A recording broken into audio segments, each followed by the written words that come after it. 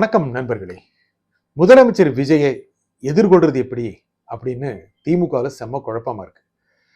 Stalin versus Udhayanidhi Stalin என்ற லெவலுக்கு போயிட்டு இருக்கு. ஏன் கனிமொழியை மறந்துட்டீங்க அப்படின்னு நீங்க பல பேர் கேட்குறீங்க. சமீபத்தில் செயற்குழு கூட்டம் நடந்தது. அதுல சீனியர்ஸுக்கெல்லாம் சரி டாட்டா காமிச்சிடலாம் அப்படின்னு நினைச்சாங்க. 70 வயசுக்கு மேல மாவட்ட செயலாளர்களாக இருக்க முடியாது, 3 தடவைக்கு மேல மாவட்ட செயலாளர்களாக இருக்க முடியாது. இதுல மூத்த டிக்கெட் நிறைய காலியாகுது. அப்படி ஒன்றும் ரொம்ப சந்தோஷமா இல்லைங்க அவங்க. என்ன அப்படி குறைச்சு வேலை பார்த்துட்டோம், நல்லா தானே வேலை பார்த்தோம். கடந்த சட்டப்பேரவை தேர்தலில் ரேஷியோ பாருங்க, மூத்தவர்கள் தான் அதிகம் ஜெயிச்சிருக்காங்க இளையவர்களை விட அப்படின்னு கணக்கு காட்டுறாங்களாம். என்ன காரணம்? என்ன காரணம்னா அவங்களுக்கு தான் கட்சியில ரொம்ப ஒரு இணைப்பு இருக்கு, கனெக்ட் இருக்கு. இளைஞர்களை வரவே விடுறது இல்லையே. அதனால கட்சியில மாற்றம் கொண்டு வரணும் அப்படின்னு ஸ்டாலின் நினைச்சு அறிவிச்சார். ஐயா, இந்த மாற்றம் எல்லாம் வேண்டாம், செயல் தலைவரா உதயநிதி ஸ்டாலினே வந்துட்ட நல்லா இருக்கும் அப்படின்னு உதயநிதி ஸ்டாலினே நினைக்கிறாராம்.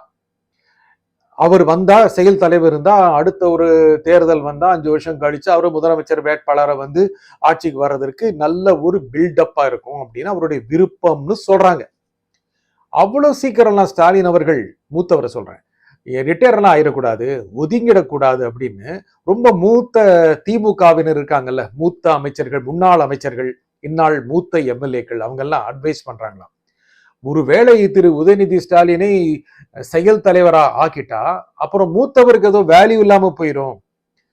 திரு ஸ்டாலின், திரு மு க ஸ்டாலின் முன்னாள் முதலமைச்சர் கொளத்தூர்ல தோத்த பிறகு ஏதோ அவரால் ஜெயிக்க முடியாதுங்கிற மாதிரி ஒரு பிம்பம் கட்டமைக்கப்படுது.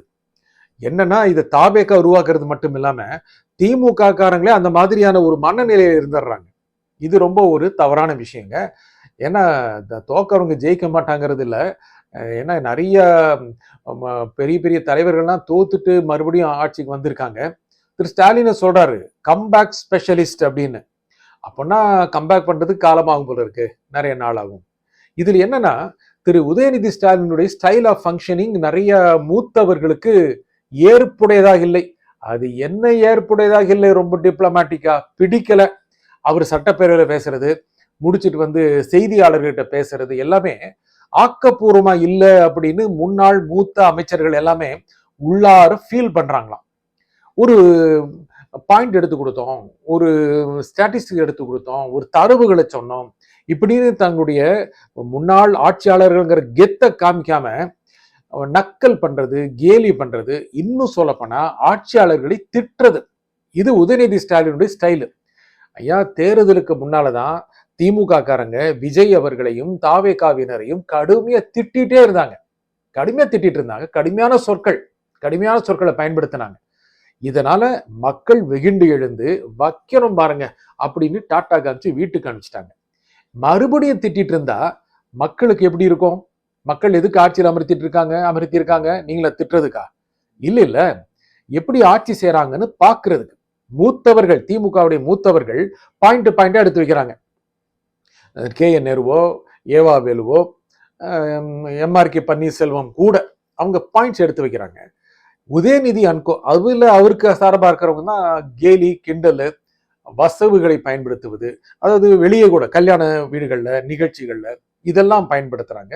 இது மக்கள்கிட்ட ஏற்புடையதாக இல்லை.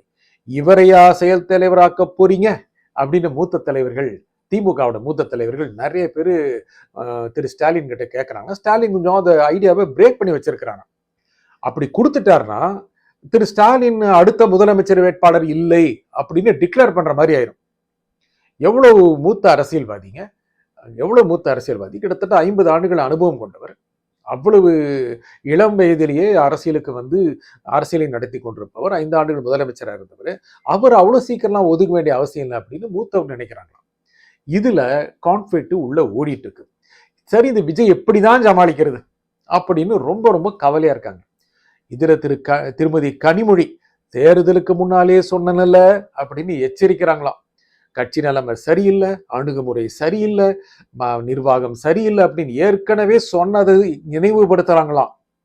அப்போனா அவங்களுக்கு ஏதாவது பதவி ஏற்கனவே அவங்க சொல்லிட்டாங்களாம், இந்த இணை துணை அப்படிலாம் வேண்டாம், கெத்தா ஒரு பதவி வேணும் அப்படிங்கிற எண்ணத்துல கனிமொழி இருக்காங்களாம்.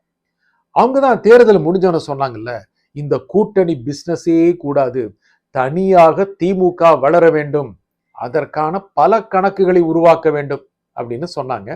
அது ரொம்ப எடுபட்டுருச்சு அப்போ திமுக காரங்க கிட்ட. இப்போ ஆட்சிக்கு வந்த பிறகு, திரு விஜய் ஆட்சிக்கு வந்த பிறகு, ஆட்சியில இருக்கின்ற குறைகளை சொல்வதற்கு பதிலாக ஆட்சியாளர்களை குறை சொல்றது. என்ன நீங்க எல்லாம் ஒரு ஆளா இப்படின்னு பேசுறது. இந்த லிஸ்ட்ல ஆராசெல்லாம் இருக்கிறார். கடுமையான வார்த்தைகளை பயன்படுத்துறார். எம்பிங்க அவரு ரொம்ப கடுமையான சொற்களை ஆட்சியாளர்கள் மேல பயன்படுத்துறாரு. அதாவது ஒரு ஆட்சியை ஜனநாயக ரீதியாக எதிர்கொள்வதற்கு பதிலாக அவர்கள் நன்கு படித்தவர்களோட, நன்கு அறிந்தவர்களோட, ஆராசா போன்றவர்கள் கூட ரொம்ப தரம் தாழ்ந்து போயிடுறாங்க. இன்னும் நிறைய பேர் இருக்காங்க. ஒரு நிகழ்ச்சியில துரை சந்திரசேகரன் எம்எல்ஏ பேசலையா? எல்லோருமே அந்த பழைய திமுக பேச்சாளர்கள் மாதிரி ஆயிட்டாங்க. திமுகவுடைய பழைய பேச்சாளர்கள் தான் ரொம்ப தரையில இறங்கி அடிப்பாங்க. அந்த லெவலுக்கு ஆயிட்டாங்க. இப்போ கரண்ட்ல நல்லா அடிச்சிட்டு இருக்காங்களே சிவாஜி கிருஷ்ணமூர்த்தி, அப்புறம் சைதே சாதி, இந்த லெவல்ல வந்துட்டாங்க. இதெல்லாம் தாண்டுவதற்கு எப்படி? இதெல்லாம் கட்சிக்குள்ள ரொம்ப பெரிய கஷ்டத்தை கொடுக்குது. வயசை குறைக்கிறதன் மூலம், அல்ல பதவி காலத்தை குறைக்கிறது மூலம் ஒரு மாற்றத்தை கொண்டு வர முடியுமா? இதுவே திரு உதயநிதி ஸ்டாலினுடைய முக்கியமான பிளான். அது திரு ஸ்டாலின் ஏத்துக்கிட்டாரு. ஆனா உதயநிதிக்கு இன்னும் பதற்றமா இருக்கு. இன்னும் கூட ஒரு பெரிய பொறுப்பு வேணும். தலைவர் பதவியும் வாங்கிடுவார் போல இருக்கு. அந்த அளவுக்கு ஆசையா இருக்காரு. இதுக்கு முட்டுக்கட்டை நிறைய பேர் போடுறாங்க. இதுல முக்கியமான பிளேயர் இருக்கிறார் அல்லவா, நமக்கு தெரியும், சபரீசன். இன்னும் கூட அப்படி இன்னும் தேர்தல் முடிந்த பிறகு, முடிவு வந்த பிறகு பெண் அமைப்பிலிருந்து நிறைய பேருக்கு கல்தா பண்ணிட்டாங்க. அதெல்லாம் இல்ல. இன்னும் பெண் அமைப்பு வேகமாக இயங்கி கொண்டிருக்கிறது. இன்னும் நிறைய ஊடகவியலாளர்களையும், நிறைய யூடியூப் சேனல்களையும், இல்ல நிறைய மெயின் ஸ்ட்ரீம் சேனல், சேட்டலைட் சேனல்களையும், முக்கியமான நபர்களை தன்னுடைய வளையத்திற்குள் பெண் அமைப்பு வைத்துக் கொண்டிருக்கிறது.